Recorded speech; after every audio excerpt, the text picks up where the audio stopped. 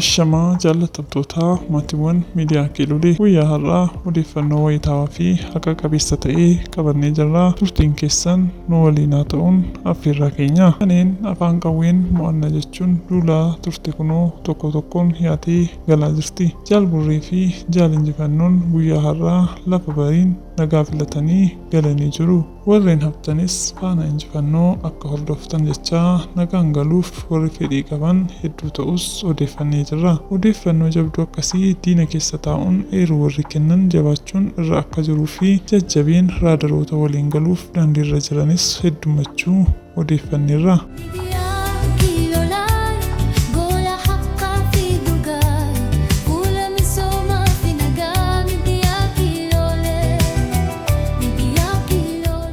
Oduu biroon hooggantoonni olaanoo Tigraay 18 duguuggaa sanyiitiin himatamanii jechuu oduun nu qaqqabdee ibsiteetti. Dr. Dabratsiyoon Gabramikaa'el dabalatee hooggantoonni olaanoo siyaasaa fi waraana Tigraay 18 irratti wal waraansaa naannoo Tigraay keessatti onkoloolessaa bara 2013 hanga waxabajjii 2015tti gaggeeffameen yakka duguuggaa sanyiitiin himatamanii jiraachuu isaanii beekamee jira. Egaa jaallatamtoota maatiiwwan keenya odeeffannoo guyyaa har'aa qabannee jirru asumarraan golomnaa yeroo gaarii qabaadhaa.